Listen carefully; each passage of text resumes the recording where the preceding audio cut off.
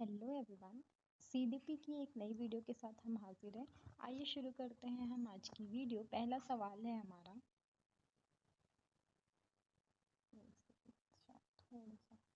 First question है, सूक्ष्म शिक्षण के वास्तविक जनक कौन है? ऑप्शंस हैं B K Passi, D W Allen, D D Tiwari या N L gauge.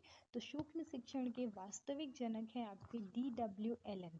Micro teaching की शुरुआत हुई थी 1963 में स्टैनफोर्ड यूनिवर्सिटी में, और जो किया था डी डब्ल्यू एल एन ने। ये शिक्षकों के शिक्षण कौशल को निखारने की एक संक्षिप्त विधि है।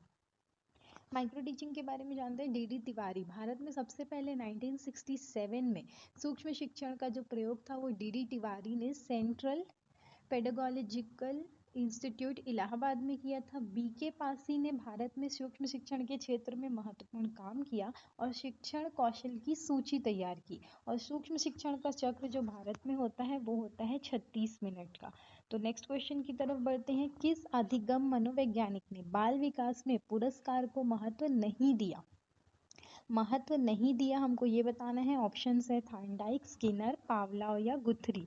तो जिस मनोवैज्ञानिक ने बाल विकास में पुरस्कार को महत्व नहीं दिया वो है गुथरी। एडविन गुथरी ने समीपता का सिद्धांत दिया था। उनका मानना था कि सीखने के लिए उद्दीपक और अनुक्रिया के बीच केवल समीपता जरूरी है, ना कोई पुरस्कार और ना ही पुनर्बलन। जबकि थॉर्नडाइक, स्किनर और पावलोव ने पुरस्कार और पुनर्बलन को बहुत महत्व दिया है। नेक्स्ट क्वेश्चन है, सीखने का प्राथमिक मूलभूत नियम जिसको हम बोलते हैं तत्परता का नियम किसके द्वारा दिया गया था? ऑप्शंस है स्किनर, थॉर्नडाइक, कोहलर या गेने। तो सीखने का जो प्राथमिक मूलभूत नियम या तत्परता का नियम ये दिया गया था थॉर्नडाइक के द्वारा। एडवर्ड एल थॉर्नडाइक है, इन्होंने सीखने के 3 नियम दिए हैं जिनको 3 मुख्य नियम बोलते हैं। पहला है तत्परता का नियम। तत्परता का नियम ये बोलता है कि कोई चीज़ सीखने के लिए अगर आप खुद से मानसिक रूप से तैयार हो तो आप उस चीज़ को ज़्यादा जल्दी सीखते हो। अभ्यास का नियम बोलता है कि आप बार बार उस चीज़ का दोहराव करते हो तो आप उस चीज़ से सीखने की प्रक्रिया को और मजबूत बनाते हो। और प्रभाव का नियम बोलते हैं कि जब हमको सीखने का परिणाम सुखद होता है तब हमको सीखना अच्छा लगता है। जैसे आप मान लो केक बेकिंग करते हो, तो अगर आप चाहते हो कि आप बेक करना सीखो तो आप उसको ज़्यादा अच्छे से सीख पाओगे। जब आप बार बार बना बना कर देखोगे तो आपकी जो अभ्यास होगा, आप प्रैक्टिस करोगे, उससे आपके अंदर परफेक्शन आएगा। और आप जब केक बना लिए, बनाने के बाद सबने आपकी तारीफ की तो वो आपको उसका प्रभाव दिखेगा। तो ये आपके लिए परिणाम रहेगा सुखद। अगर लोग आपकी अगर एक बार बनाए सब खराब बोल दिए, दूसरी बार बनाए सब खराब बोल दिए, बार बार बनाए और लोग उसको भाव ही नहीं दे रहे, तो आपको फिर उसको सीखने का मन भी नहीं करेगा और आप उस चीज़ को छोड़ दोगे। नेक्स्ट क्वेश्चन, नेक्स्ट देखते हैं हम। नेक्स्ट है, विकास का परिपक्वता से वही संबंध है जो उद्दीपन का खाली स्थान से है, प्रतिक्रिया से, प्रयास से, अधिगम से या विकास से। तो उद्दीपन का जो संबंध है वो है आपका प्रतिक्रिया से। जिस प्रकार परिपक्वता आने पर वास्तविक विकास दिखाई देता है, उसी प्रकार जब हमारे सामने कोई उद्दीपन होता है, जैसे भोजन है और वस्तु है, तो हमारा शरीर उसके प्रति तुरंत प्रतिक्रिया करता है। जैसे आप इमली का नाम लोगे तो तुरंत मुंह में पानी आ जाएगा, खट्टे का टेस्ट आ जाएगा। तो ये होता है उद्दीपन और प्रतिक्रिया। नेक्स्ट है SOR थ्योरी। SOR थ्योरी किसके द्वारा दी गई? ऑप्शंस हैं थॉर्नडाइक, स्किनर, वुडवर्थ या कोहलर। तो SOR थ्योरी ये दी गई थी वुडवर्थ के द्वारा। थॉर्नडाइक ने दिया था SR का थ्योरी जिसको स्टिमुलस रेस्पॉन्स बोलते हैं, लेकिन SR वुडवर्थ ने क्या किया था, इसमें O जोड़ा था। O का कहना है ऑर्गेनिज्म। उनका कहना था कि उद्दीपक सीधी अनुक्रिया पैदा नहीं करता बल्कि प्राणी अपनी मानसिक स्थिति के अनुसार प्रतिक्रिया देता है। और बाद में स्किनर ने दी थी RS थ्योरी। नेक्स्ट है, पावलोव का अनुकूलित अनुक्रिया सिद्धांत किस पर आधारित था? बिल्ली, कुत्ता, कबूतर या चूहा। तो बिल्ली जो थी वो थॉर्नडाइक की थी और कुत्ता जो था वो पावलोव का था। तो ऑप्शन नंबर 20 का करेक्ट आंसर हो जाएगा कुत्ता। इवान पावलोव रूसी मनोवैज्ञानिक थे जिन्होंने क्लासिकल कंडीशनिंग सिद्धांत के लिए कुत्ते पर प्रयोग किया था। उन्होंने क्या किया था, घंटी बजने पर कुत्ते को खाना देते थे। जब ये इन्होंने बार बार किया ना, तो अगली बार जैसे ही घंटी बजाना तो कुत्ते के मुंह से लार टपकना शुरू हो गया, क्योंकि उसको लगा कि खाना आने वाला है। अन्य जानवरों पर प्रयोग, तो बिल्ली थॉर्नडाइक की थी, कबूतर और चूहा जो था वो स्किनर का था, और चिंपैंजी था वोल्फगैंग कोहलर का जिसका नाम था सुल्तान। ये लोग बहुत ज़्यादा फेमस है। नेक्स्ट क्वेश्चन देखते हैं, सीखने का वक्र लर्निंग कर्व क्या दर्शाता है? सीखने की प्रगति, सीखने की गति, सीखने की मौलिकता या सीखने की जटिलता? तो जो लर्निंग कर्व है वो बताता है सीखने की प्रगति को, प्रोग्रेस जो हो रही है आपकी लर्निंग में उसको बताता है लर्निंग कर्व। तो एक ग्राफ होता है जो बताता है कि समय के साथ बच्चे के सीखने में कितनी प्रगति है, मतलब वो घट रहा है या बढ़ रहा है। तो ये अधिगम की मात्रा, गति और उन्नति को प्रदर्शित करता है। नेक्स्ट क्वेश्चन है समूह गतिशीलता। समूह गतिशीलता का सिद्धांत किसने दिया? थार्नडाइक, कॉर्टलेविन, स्किनर या पावलोव? तो समूह गतिशीलता का सिद्धांत दिया था कॉर्टलेविन ने। कॉर्टलेविन ने दिया था फील्ड थ्योरी, क्षेत्र सिद्धांत। इसके साथ साथ ग्रुप डायनेमिक्स शब्द और सिद्धांत का प्रतिपादन किया। इसके तहत उन्होंने बताया कि एक समूह के अंदर रहने पर व्यक्ति के व्यवहार और विचारों में किस प्रकार के गत्यात्मक परिवर्तन आते हैं। रॉबर्ट गेने का अधिगम सिद्धांत किससे संबंधित है? तो ऑप्शंस हैं श्रेणी क्रम, अनुबंधन, अंतर्दृष्टि या प्रभाव। तो रॉबर्ट गेने का अधिगम सिद्धांत संबंधित है श्रेणी क्रम से। रॉबर्ट गेने ने अपनी पुस्तक द कंडीशंस ऑफ लर्निंग इसमें अधिगम का सोपानिकी सिद्धांत दिया है, जिसमें उन्होंने सीखने के 8 क्रमिक स्तर बताए हैं और सबसे निचला स्तर है संकेत अधिगम और सबसे उच्च स्तर है समस्या समाधान। तो याद रखेंगे रॉबर्ट गेने की बुक का नाम है द कंडीशंस ऑफ लर्निंग। इसमें हायरार्की ऑफ लर्निंग सो अधिगम का सोपानिकी सिद्धांत है, जिसमें सीखने के उन्होंने 8 स्तर बताए हैं। सबसे निचला है संकेत अधिगम और सबसे उच्च स्तर है समस्या समाधान। तो कुछ भी क्वेश्चन आ सकता है, जैसे अधिगम सिद्धांत किससे संबंधित है? तो हायरार्की श्रेणी क्रम से संबंधित है। नेक्स्ट क्वेश्चन जाते हैं, व्यवहार में स्थायी परिवर्तन जो अनुभव और अभ्यास के कारण होता है उसको क्या बोलते हैं? विकास बोलते हैं, अधिगम बोलते हैं, अभिप्रेरणा बोलते हैं या परिपक्वता बोलते हैं? तो व्यवहार में परिवर्तन को बोला जाता है अधिगम। तो ऑप्शन नंबर बी उसका करेक्ट आंसर हो जाएगा। मनोविज्ञान में सिर्फ उन परिवर्तनों को अधिगम मानते हैं जो व्यक्ति के अनुभव अभ्यास के कारण उसके व्यवहार में स्थायी बदलाव लाते हैं। थकान, बीमारी या परिपक्वता से आए अस्थायी परिवर्तन अधिगम नहीं कहलाते। नेक्स्ट है सीखने का स्थानांतरण कितने प्रकार का हो सकता है? ऑप्शंस हैं 1, 2, 3 या 4। तो सीखने का स्थानांतरण होता है 3 प्रकार से, जिसको हम लोग ट्रांसफर ऑफ लर्निंग बोलते हैं। सबसे पहला है पॉजिटिव, सेकेंड है नेगेटिव और थर्ड है जीरो। पॉजिटिव का मतलब होता है पुराना ज्ञान नई चीज़ को सीखने में मदद करता है। तो जैसे कि आप साइकिल चलाते हो तो स्कूटर सीख सकते हो। नकारात्मक, जो पुराना ज्ञान नई चीज़ में बाधा डालता है, जैसे इंडिया में लेफ्ट साइड ड्राइव करने की आदत है, अमेरिका में राइट साइड ड्राइव होता है, तो आपकी आदत रहेगी कि आप लेफ्ट साइड ही गाड़ी लेके जाओगे। और जीरो, जिसमें पुराना ज्ञान नए ज्ञान को सीखने में कोई मदद नहीं करता। जैसे अगर आपको मान लो स्विमिंग आती है, तो स्विमिंग आती है तो उसका आपको खाना बनाने में क्या इस्तेमाल है? कुछ नहीं। नेक्स्ट क्वेश्चन है अंतर्दृष्टि द्वारा सीखने की व्याख्या किस स्कूल ने की? व्यवहारवाद, गेस्टाल्टवाद, मनोविश्लेषणवाद या संरचनावाद? तो अंतर्दृष्टि, जिसको इनसाइट थ्योरी बोलते हैं, इसकी व्याख्या, इससे सीखने की व्याख्या की थी गेस्टाल्टवाद ने। सूझ या अंतर्दृष्टि का सिद्धांत जो है वो गेस्टाल्टवादियों का है। गेस्टाल्टवादियों में नाम आता है कोहलर, कोफका, वर्दीमर। इनका मानना था कि बच्चा परिस्थितियों को टुकड़ों में नहीं बल्कि पूरी तरीके से देखता है। अचानक उसके दिमाग में समस्या का समाधान आता है और जो अचानक समाधान आता है ना, इसी को बोला जाता है आहा मोमेंट। जैसे कि क्या होता है, हम कई बार किसी प्रॉब्लम के बारे में सोचते रहते हैं तो आप किसी पर्टिकुलर पॉइंट को नहीं सोचते, आप पूरी प्रॉब्लम को सोचते हो, फिर अचानक से दिमाग में आता है कि अच्छा ये ऐसे सॉल्व होता है। तो जो अचानक से आपको रिजल्ट मिलता है ना, वो होता है आहा मोमेंट। नेक्स्ट क्वेश्चन की तरफ जाते हैं, चिंतन संज्ञानात्मक पक्ष में एक मानसिक क्रिया है, ये कथन किसका है? तो ये जो कथन वाले क्वेश्चन है ये आपको डायरेक्टली ही करने पड़ेंगे, इसका और कोई ऑप्शन नहीं है। अगर याद रह गया और आपने टिक कर दिया तो आपको मार्क्स मिलेंगे, और नहीं रहा तो फिर कुछ नहीं कर सकते। चिंतन संज्ञानात्मक पक्ष में एक मानसिक क्रिया है, ये कथन किसका है? ऑप्शन हैं Ross, Crow and Crow, Jean पियाजे या थाइंडाइक। तो चिंतन संज्ञानात्मक पक्ष में एक मानसिक क्रिया है, ये कथन है रॉस का। ये मनोविज्ञान की बहुत प्रसिद्ध परिभाषा है जो J.S. रॉस के द्वारा दी गई थी। उनके अनुसार चिंतन हमारे ज्ञानात्मक और संज्ञानात्मक पहलू में होने वाली एक आंतरिक मानसिक प्रक्रिया है। नेक्स्ट है गेस्टाल्टवाद की नींव किसने रखी? कोहलर, मैक्स वर्दिमर, कोफका या लेविन? तो गेस्टाल्टवाद की नींव रखी थी मैक्स वर्दिमर ने। जर्मनी में सन 1912 में मैक्स वर्दिमर ने गेस्टाल्टवाद की स्थापना की। कोहलर इसके प्रयोगकर्ता थे मुख्य। उन्होंने चिंपांजी पर प्रयोग किया और चिंपांजी का नाम था सुल्तान। कोफका इसके सह संस्थापक या सिद्धांतकार थे और गेस्टाल्ट जो थे वो जर्मन शब्द है जिसका अर्थ है समग्र या पूर्णाकार। नेक्स्ट क्वेश्चन है थार्नडाइक के गौड़ नियमों की संख्या कितनी है? तो थार्नडाइक के बारे में हमने पढ़ा कि उन्होंने 3 मुख्य नियम दिए थे, तत्परता का, प्रभाव का और अभ्यास का। वैसे ही उन्होंने 5 जो दिए थे गौड़ नियम दिए थे। तो ऑप्शन नंबर बी इसका करेक्ट आंसर हो जाएगा। गौड़ नियम कितने हैं? 5। कौन कौन से गौड़ नियम है? बहुअनिक क्रिया का नियम, मानसिक स्थिति जिसको मनोवृत्ति का नियम बोलते हैं, आंशिक क्रिया का नियम, आत्मीकरण या सादृश्यता का नियम और सहचर्यात्मक स्थानांतरण का नियम। नेक्स्ट क्वेश्चन में जाते हैं। सृजनशीलता मौलिक परिणामों को अभिव्यक्त करने की मानसिक क्रिया है, ये कथन किसका है? ऑप्शंस हैं Ross, Crow and crow, Skinner या जेम्स ट्रेवर। तो सृजनशीलता मौलिक परिणामों को अभिव्यक्त करने की मानसिक क्रिया है, ये कथन है क्रो एंड क्रो का। सृजनशीलता की ये परिभाषा क्रो एंड क्रो ने दी थी और उनका मानना था कि जब कोई व्यक्ति अपने मौलिक विचारों या परिणामों को समाज के सामने नए रूप में प्रस्तुत करता है तो वह मानसिक प्रक्रिया ही क्या है? सृजनशीलता है।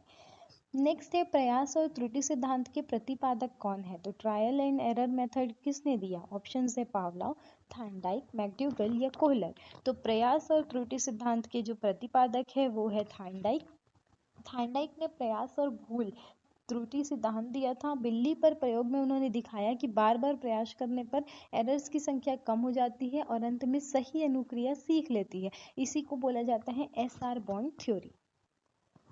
नेक्स्ट है सीखने के पठार के दौरान क्या होता है? सीखने की गति बढ़ती है, रुकावट आती है, बच्चा तेजी से सीखता है या सीखने का कोई प्रभाव नहीं पड़ता। तो आप देखिए पठार कैसा होता है, ऐसा होता है ना, ऐसा होता है तो धीरे धीरे चीज़ें नीचे से ऊपर जाती है, फिर उसके बाद एक एकदम प्लेन आ जाता है, फिर ऊपर से नीचे आती है। तो पठार जो बोला जाता है इस एरिया को बोला जाता है जहाँ पर सीखना जो रहता है स्टॉप हो जाता है। तो सीखने का पठार ये लर्निंग कर्व बनता है। लर्निंग कर्व में यहाँ आप सीखना बढ़ रहा है और यहाँ पर क्या हो जा रहा है? स्टॉप हो जा रहा है। तो ऑप्शन नंबर 20 का करेक्ट आंसर हो जाएगा कि अधिगम में स्थिरता आ जाती है। ठीक है, अभ्यास के बावजूद भी सीखने की मात्रा में कोई वृद्धि नहीं होती है। सीखने का पठार यही कहलाता है। ये थकान, अरुचि या पुरानी पद्धति के कारण हो सकता है। क्वेश्चन दिया है नतोत्तर कर्व, कॉन्केव कर्व के प्रारंभ में सीखने की गति कैसी होती है? तो नतोत्तर अगर आपको याद नहीं रहेगा तो वर्ड से याद रखेंगे कॉन्केव। कॉन्केव कर्व के प्रारंभ में सीखने की गति कैसी होती है? ऑप्शन है धीमी, तीव्र, समान या शून्य। तो आपने स्कूल में कॉन्केव और कॉन्वेक्स दो तरह के मिरर पढ़े होंगे। कॉन्केव और कॉन्वेक्स मिरर क्या होता है? एक गोलीय दर्पण होता है जिसको बीच से काट दिया जाता है। जब इसको बीच से काटते हैं तो ये 2 भागों में बट गया। ठीक है, तो इसका रिफ्लेक्टिंग सरफेस कौन सा होता है? जिस पर लाइट पड़ती है और दूसरे भाग को हम क्या कर देते हैं? पेंट कर देते हैं। ठीक है, तो ये गोलीय दर्पण है, इसको 2 भाग में काटे, एक भाग बना ये और एक भाग बना ये रिफ्लेक्टिंग सरफेस वाला। ठीक है, ये पीछे जो लाइन है ये बता रहा है कि ये पेंट हो गया। थोड़ा सा साइंस भी पढ़ लेते हैं। तो ये पेंट हो गया। तो रिफ्लेक्टिंग सरफेस मतलब आईने के सामने वाला भाग कौन सा है? एक ये हो जाएगा और एक ये हो जाएगा। ये पीछे क्या हो गया? पेंट हो गया। तो ये जो उभरा हुआ भाग रहता है वो कहलाता है कॉन्वेक्स और जो दबा हुआ रहता है ये कहलाता है कॉनकेव। जब आप एक चम्मच लोगे ना तो चम्मच का सामने वाला कॉनकेव है और पीछे वाला कॉन्वेक्स है। तो कॉनकेव और कॉन्वेक्स जब हम देखते हैं तो हमको क्या दिख रहा है कि कॉनकेव जो कर्व बनेगा, कॉनकेव कर्व बनेगा मतलब कैसा कर्व बनेगा आपका? ऐसा रहेगा, ऊपर से नीचे की तरफ आएगा। ठीक है, तो शुरू में सीखने की गति क्या होती है? इसमें धीरे धीरे ये नीचे आता है, इसीलिए सीखने की गति जो रहती है वो धीमी रहती है।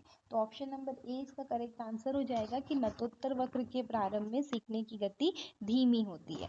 ठीक है, शुरुआत लेकिन लगातार अभ्यास करने के बाद ये गति क्या होती है? तेज हो जाती है और इसको धनात्मक त्वरित कर्व बोला जाता है। देखो ये कैसा रहता है? ऐसा रहता है ना। तो शुरू में धीरे धीरे हम लोग कम कम कम कम कम सीखते हैं, फिर अचानक से जब आप अभ्यास करते हो तो ऊपर की तरफ बढ़ते हो, मतलब इसमें स्पीड बढ़ जाती है। ठीक, नेक्स्ट क्वेश्चन की तरफ अच्छा, जो बढ़ जाता है इसको धनात्मक त्वरित कर्व या पॉजिटिवली एक्सिलरेटेड कर्व भी बोलते हैं। नेक्स्ट क्वेश्चन है अनुबंधन की प्रक्रिया में प्रथम सोपान क्या है?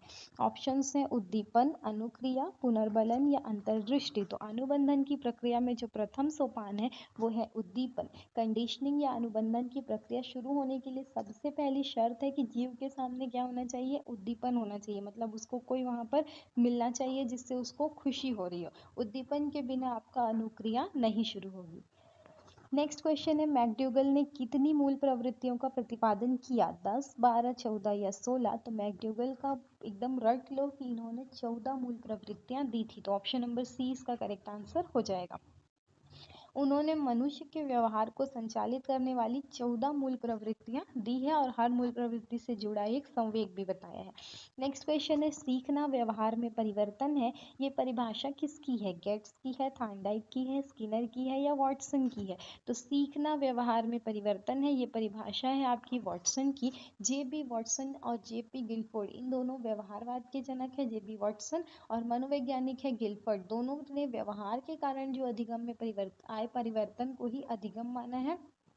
गिलफोर्ड का प्रसिद्ध कथन है व्यवहार के कारण व्यवहार में आया कोई भी परिवर्तन क्या है? अधिगम है। तो व्यवहारवादी के रूप में जाने जाते हैं वॉटसन और व्यवहारवाद के जनक भी बोलते हैं इनको। नेक्स्ट क्वेश्चन है पुनर्बलन का विचार किसने दिया था? स्किनर, हल, पावलाव या कोहलर? तो पुनर्बलन का जो विचार दिया था वो थे हल ने। CL हल इनका पूरा नाम है। पुनर्बलन का सबसे ज्यादा प्रयोग हम जानते हैं स्किनर ने अपनी थ्योरी में किया, लेकिन पुनर्बलन का जो सिद्धांत दिया था वो सबसे पहले CL हल, क्लार्क एल हल ने 1943 में दिया। नेक्स्ट क्वेश्चन है सीखने का स्थानांतरण, इसका अर्थ क्या है? तो स्थानांतरण मतलब क्या है कि आप एक चीज को दूसरी जगह भेजते हो। तो सीखने का स्थानांतरण है मतलब पुरानी चीज को नई जगह पे आप यूज कर रहे हो। ठीक है, तो पुराने ज्ञान का नए में उपयोग, भूलना, नया ज्ञान सीखना या विकास की प्रक्रिया। तो सीखने के स्थानांतरण का मतलब हो जाएगा पुराने ज्ञान का नए में उपयोग। जब आप एक परिस्थिति में उस ज्ञान को सीखते हो और अपने स्किल और एक्सपीरियंस से उसको दूसरी नई परिस्थितियों में सीखने के काम में उपयोग करते हो, तो उसको बोला जाता है सीखने का स्थानांतरण। अभी हमने पढ़ा था कि 3 तरीके का सीखने का स्थानांतरण होता है। एक होता है पॉजिटिव, एक होता है नेगेटिव, एक होता है जीरो। पॉजिटिव में क्या होता है? जो आपने पुराना सीखा है वो नए को सीखने में मदद करेगा। नेगेटिव में क्या होता है? जो पुराना सीखा है वो नए को सीखने में बाधा डालेगा। और जीरो में उसमें कोई प्रभाव नहीं पड़ेगा। नेक्स्ट क्वेश्चन है सीखने की प्रक्रिया में प्रेरणा का क्या महत्व है? ऑप्शंस हैं रुचि पैदा करना, ध्यान केंद्रित करना, अधिगम में गति लाना या उपयुक्त सभी। तो प्रेरणा जो है वो रुचि पैदा करने का काम करती है, ध्यान केंद्रित करने का काम करती है और अधिगम में गति भी लाती है। तो ऑप्शन नंबर डी इसका करेक्ट आंसर हो जाएगा उपयुक्त सभी। नेक्स्ट क्वेश्चन है जीन पियाजे के अनुसार बच्चों में संरक्षण, वर्गीकरण और क्रमबद्धता का गुण किस अवस्था में होता है? संवेदीगामक, पूर्व संक्रियात्मक, मूर्त संक्रियात्मक या औपचारिक संक्रियात्मक? तो बच्चों में संरक्षण, वर्गीकरण और क्रमबद्धता, इसका गुण, ये जो गुण आता है वो आता है मूर्त संक्रियात्मक अवस्था, जिसको 7 से 11 साल की अवस्था बोलते हैं। इस अवस्था में बच्चे तार्किक चिंतन शुरू करते हैं, जिससे बच्चे जो रहते हैं मात्रा समान रहने की समझ, जिसको संरक्षण बोलेंगे, गुणों के आधार पर वस्तुओं को छांटना, जिसको वर्गीकरण बोलेंगे, और लंबाई और वजन को बढ़ते घटते क्रम में सजाना, जिसको क्रमबद्धता बोलेंगे। तभी आप देखोगे कि क्लास 1-2 से उनकी बुक में जो रहता है कंपैरिजन आना शुरू हो जाता है, उनकी बुक में आपका असेंडिंग डिसेंडिंग ऑर्डर आना शुरू हो जाता है। तो ये सब क्या है? आपकी मूर्त संक्रियात्मक अवस्था का काम है। अब थोड़ा सा हम नेक्स्ट क्वेश्चन देखते हैं। आरपीडब्ल्यूडी अधिनियम 2016, इसके बारे में कौन सा कथन सही है? इसमें 7 प्रकार की विकलांगता का उल्लेख है, 21 प्रकार की विकलांगता का उल्लेख है। सरकारी नौकरियों को में आरक्षण 3% से बढ़ाकर 5% किया गया है, या केवल निजी स्कूलों पर लागू होता है? तो आप एक चीज याद रखना, केवल निजी स्कूलों पर कुछ लागू नहीं होगा, जो भी लागू होगा वो हर तरफ लागू होगा। ठीक है, तो आरपीडब्ल्यूडी अधिनियम 2016 के बारे में जो कथन सही है वो हो जाएगा ऑप्शन नंबर बी, इसमें 21 प्रकार की विकलांगता का उल्लेख है। आरपीडब्ल्यूडी का फुल फॉर्म पूछेगा तो right of persons with disabilities, ये एक्ट है 2016 का, जिसने पुराने 1995 के जो कानून है उसकी जगह ली थी। इसके तहत विकलांगता के जो प्रकार है उनको 7 से बढ़ाकर कर दिया गया 21, जिसमें तेजाब पीड़ित महिला, तेजाब हमला पीड़ित, पार्किंसंस और विशिष्ट शिक्षण अक्षमता जैसे डिसलेक्सिया को भी जोड़ा गया। इसमें महत्वपूर्ण तथ्य है कि इस अधिनियम के तहत सरकारी नौकरियों में विकलांग व्यक्तियों के लिए आरक्षण 3% से बढ़ाकर 4% किया गया है, 5% नहीं किया गया है। तो ऑप्शन नंबर बी सिर्फ इसका करेक्ट हो जाएगा। बाकी जो है इसमें 7 प्रकार की विकलांगता, तो 7 प्रकार की विकलांगता पहले थी, जो कब का नियम था, 1995 का। अब उसको बढ़ा के क्या किया गया है, 21 प्रकार का, और आरक्षण 3% से बढ़ाया गया है, पर 5 नहीं किया गया है। कितना किया गया है, 4%। नेक्स्ट क्वेश्चन है, हार्वर्ड गार्डनर के बहुबुद्धि सिद्धांत के अनुसार दूसरों के मनोभाव, स्वभाव और इरादों को समझने की क्षमता क्या कहलाती है? अंतर्वैयक्तिक बुद्धि, अंतर्वैयक्तिक बुद्धि, भाषाई बुद्धि या तार्किक गणितीय बुद्धि? तो जो बहुबुद्धि सिद्धांत है, इसमें जब हम अंतर्वैयक्तिक बोलते हैं तो खुद की बातों को समझते हैं, और अंतर्वैयक्तिक बोलते हैं तो दूसरों के समझते हैं। तो ऑप्शन नंबर 20 का करेक्ट आंसर हो जाएगा अंतर्वैयक्तिक बुद्धि। इंटरपर्सनल और इंट्रापर्सनल कंफ्यूज नहीं होना है, हिंदी में देखना है। हिंदी में जो अंतर्वैयक्तिक है वो दूसरों के लिए है, और अंतः जो है वो खुद के लिए है। ठीक है, तो अंतर्वैयक्तिक में कौन आ जाता है, नेता, शिक्षक, मनोवैज्ञानिक, सामाजिक कार्यकर्ता, ये लोग आते हैं। और अंतर्वैयक्तिक में दार्शनिक, आध्यात्मिक गुरु, ये लोग आते हैं जो खुद की शक्ति, कमजोरी, गहराई को, भावना को समझते हैं। नेक्स्ट है एनईपी 2020 के तहत स्कूली शिक्षा का शैक्षणिक संरचना क्या है? तो ये तो सबसे सिंपल क्वेश्चन है। पहले 10+2 था, अब बना दिया गया है 5+3+3+4। तो 5+3+3+4 जब हमसे पूछेगा तो पहला 5 जो है वो फाउंडेशनल स्टेज है। फाउंडेशनल स्टेज जो रहता है वो आंगनबाड़ी और बालवाड़ी है। आंगनबाड़ी में आपका प्री स्कूल आएगा, और बालवाड़ी में आपका कक्षा 1। आंगनबाड़ी में प्री स्कूल आएगा और प्लस क्लास 1 और 2। आंगनबाड़ी में जो प्री स्कूल रहेगा ना, उसमें शुरू के 2 साल रहेंगे, और थर्ड ईयर जो रहेगा वो बालवाड़ी में आएगा। तो बालवाड़ी में क्या हो जाएगा, जो पोषक स्कूल, साथ में प्राइमरी स्कूल और आंगनबाड़ी एक ही कैंपस में होंगे ना, तो प्राइमरी स्कूल के जो टीचर्स हैं वो कुछ क्लासेस आंगनबाड़ी के जो अपर किंडरगार्टन के बच्चे हैं, यूकेजी सेक्शन के बच्चे हैं, उनका भी लेंगे, ताकि बच्चे उनसे क्या हो जाए, फेमिलियर हो जाए, क्योंकि नेक्स्ट ईयर वो आंगनबाड़ी के बच्चे क्लास 1 में प्राइमरी स्कूल में जाएंगे। नेक्स्ट है प्रिपरेटरी स्टेज। प्रिपरेटरी स्टेज जो रहता है 3 साल का होता है, जिसमें कक्षा 3 से 5 आते हैं, और इसमें उम्र है 8 से 11 साल। मिडिल स्टेज जो है वो 3 साल का है, जिसमें कक्षा 6 से 8 के बच्चे आते हैं, जिसमें 11 से 14 साल का है एज है। और नेक्स्ट है सेकेंडरी स्टेज जो 9 to 12 है, जो 4 साल का है, जिसमें 14 से 18 साल के बच्चे आते हैं। लास्ट क्वेश्चन आज का हमारा है, वाइगोत्स्की के अनुसार स्कैफोल्डिंग का सबसे उपयुक्त अर्थ क्या है? ऑप्शंस है, छात्र को उत्तर रटने के लिए कहना, छात्र को समस्या समाधान के लिए आधा हल या संकेत प्रदान करना, बच्चे को पूरी तरीके से स्वतंत्र छोड़ देना, या परीक्षा में अधिक अंक प्राप्त करने के लिए दबाव बनाना। तो अगर आपको स्कैफोल्डिंग नहीं भी पता होगा ना, तो भी आप उसमें से गलत आंसर्स निकाल सकते हो, कि कभी भी आपको बच्चे को रटने नहीं बोलना है, और दूसरा अधिक अंक प्राप्त करने के लिए दबाव नहीं बनाना है। अब हमारे पास 50-50 में 2 गलत आंसर चले गए, लास्ट 2 आंसर बचे हैं। छात्र को समस्या समाधान के लिए आधा हल या संकेत देना, या पूरी तरीके से स्वतंत्र छोड़ देना। तो स्कैफोल्डिंग का मतलब होता है मचान, जिसमें हम बच्चे को टेम्पररी सहायता देते हैं, कि बच्चा किसी चीज को करने के लिए खुद से थोड़ा सा संकेत मिले और वो आगे बढ़े। जैसे साइकिल चला रहा है तो हम पीछे से पकड़ लेते हैं उसको, कि चलो मैंने पकड़ा है, अब तुम चलाओ। फिर जब बच्चा चलाना शुरू कर देता है तो धीरे से छोड़ देते हैं। तो ऑप्शन नंबर 20 का करेक्ट आंसर हो जाएगा समस्या समाधान के लिए आधा हल या संकेत प्रदान करना। अच्छा, ये स्कैफोल्डिंग की संरचना दी किसने है? लेव वाइगोत्स्की ने दी है। वाइगोत्स्की सामाजिक सांस्कृतिक सिद्धांत को मानते हैं। ये आपको बोलते हैं कि अस्थायी सहायता और मार्गदर्शन हम स्कैफोल्डिंग के थ्रू देते हैं, जो कि बड़े या शिक्षक बच्चे को तब देते हैं जब वो समस्या पर अटक जाता है। जैसे ही बच्चा संकेत या हिंट की मदद से आगे का रास्ता ढूंढ लेता है, तो सहायता धीरे धीरे कम कर दी जाती है और अंत में हटा दी जाती है। तो ये थे हमारे आज के 30 क्वेश्चंस। आई होप ये वीडियो आपके लिए हेल्पफुल रहे।